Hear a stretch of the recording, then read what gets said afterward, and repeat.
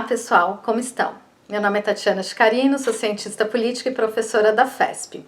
E hoje é dia de Desenrola, sim, especial Eleições 2020. A gente vai falar muito sobre eleições municipais ao longo de todos esses dias. Bom, hoje a gente vai discutir um pouco o balanço das candidaturas, falar um pouco sobre essas candidaturas para prefeitas, prefeitos e vereadores, vereadoras em todo o Brasil. O processo eleitoral, que começa com a formalização das candidaturas, passa pelas campanhas políticas, as campanhas eleitorais, um momento de bastante atenção aí pra gente, e culmina no voto, vai ocorrer em mais de 5.000 cidades. É coisa pra caramba, 5.000 cidades, uma das maiores eleições do mundo. Então vejam como isso é importante, da gente estar atento. A campanha eleitoral, ela começou de fato no último domingo, dia 27 de setembro. O primeiro turno, ele vai acontecer no dia 15 de novembro e o segundo turno no dia 29 de novembro. São 45 dias de campanha eleitoral e serão 45 dias de desenrola. Claro que teve uma pré-campanha onde as pessoas, possíveis candidatos, começaram a divulgar suas pautas, seus nomes, mas isso tem outra regra de financiamento e também de divulgação, e vocês vão ver nos próximos episódios aqui do Desenrola. Bom, gente, a gente não vai ter só maratona de série, vai ter maratona de Desenrola também. Então, para começar um pouco essa discussão, é importante que vocês conheçam o site do TSE, uma ferramenta criada pelo Tribunal Superior Eleitoral, onde a gente pode consultar todas essas candidaturas, de prefeitas, prefeitos e vereadores, inclusive de eleições passadas, E também é possível a gente acompanhar a prestação de contas. Então, bom, no quesito transparência, nota 10 ou quase, porque sempre dá para melhorar, O link vai estar aqui no vídeo, então é legal repassar isso, enfim, xeretar um pouco ali no site do TSE. Bom, o que a gente tem hoje, Qual que é o balanço das candidaturas hoje? Lembrando que dependem de aprovação do registro.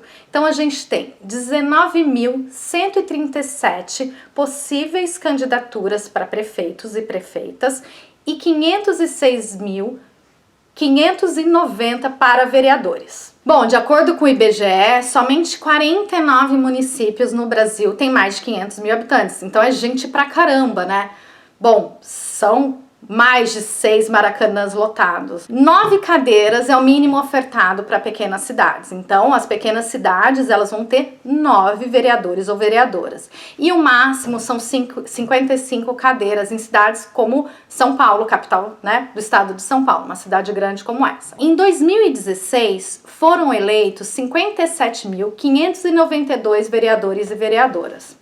Bom, então, conforme prometido no início desse vídeo, a gente vai fazer um balanço das candidaturas pelo Brasil.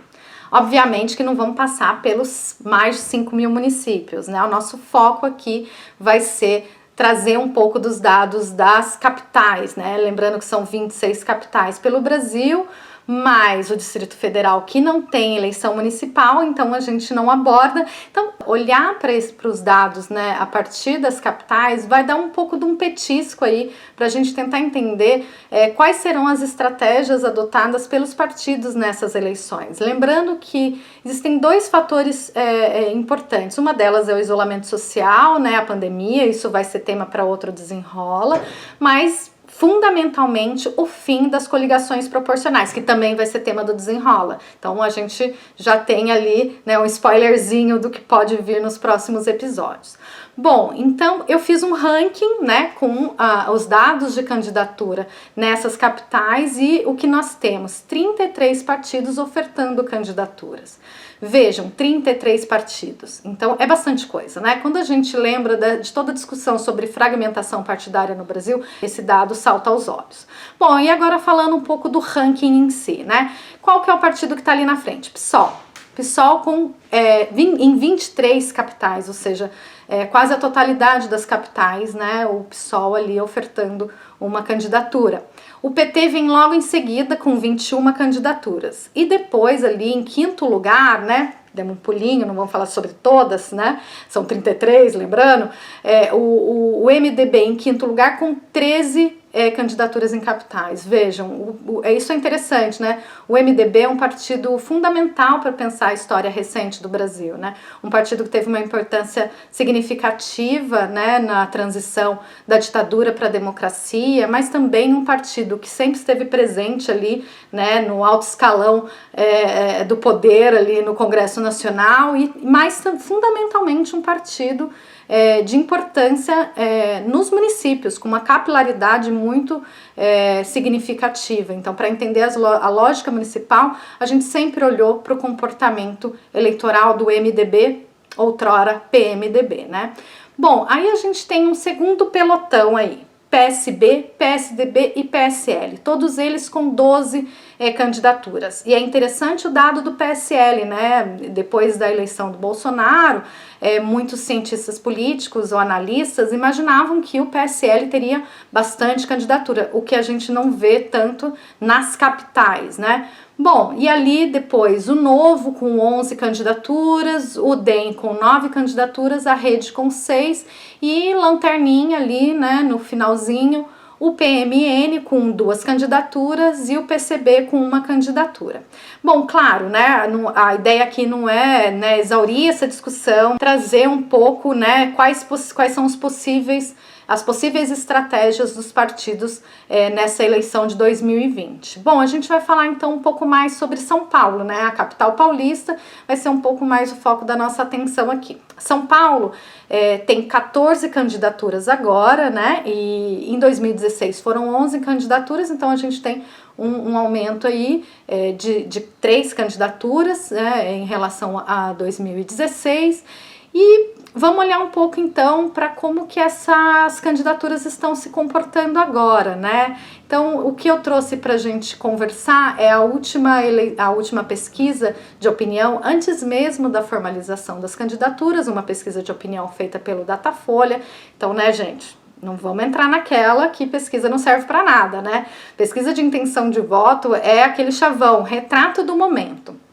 Então, claro, as coisas podem se alterar. Por quê? Porque as pessoas agora que vão começar a discutir eleições, né? Então, tem candidatos que não são conhecidos, em períodos de campanha começa a aparecer escândalo daqui, escândalo dali, enfim, o próprio comportamento do candidato durante a campanha eleitoral pode ser um ativo interessante para um eleitor, né? Começar a prestar mais atenção naquela pessoa, enfim. Então, bastante coisa pode se alterar, mas as pesquisas de opinião, elas dão um pouco desse clima de opinião pública, né? O que a opinião pública está pensando naquele momento. Então, a partir dessa pesquisa, o que a gente tem? O Russomano liderando, né, na intenção de voto, e é interessante a gente observar porque o Russomano já esteve nesse lugar, né, em eleições passadas. Claro que existem outras variáveis, uma delas, né, a presidência da República, que possivelmente irá apoiar, né, ainda que veladamente, a candidatura de Russomano. Ali em segundo lugar nós temos o Bruno Covas, outrora vice-prefeito de São Paulo, né, concorreu na chapa de João Dória em 2016, e João Dória, como saiu para governador, o Bruno Covas ali tem um ativo, um capital interessante, porque é o atual prefeito, né? Então, essas duas candidaturas, elas são interessantes para a gente ir observando. E aí, né, num outro pelotão, o Boulos e o Márcio França, 2 candidatos que têm uma intenção de voto importante para ser considerada, e por fim, um alto índice de abstenção e brancos, pelo menos agora. Então, por que eu trouxe isso também? Porque a gente vai ter um outro desenrola sobre esse tema, né? Sobre o voto nulo, sobre absenteísmo, sobre o voto de protesto e como que o eleitorado vai se comportar em São Paulo, né? A gente vai discutir nos próximos episódios do Desenrola. Então, bora acompanhar toda essa discussão, colocar o carro na rua, né? Ou não, né? Porque a gente está em pandemia. Mas, enfim, começar a ter as eleições no nosso cotidiano para a gente começar a pensar no nosso voto, a discutir o voto, enfim, é um momento importante para a democracia, para o exercício da cidadania. Então, toda quinta-feira, lembrando, a gente tem episódio novo do Desenrola, então é bom que quinta-feira já deixa assunto aí para o fim de semana, né? Então, acompanhem toda essa discussão que a gente vai fazer aqui no YouTube da FESP, no Desenrola da FESP.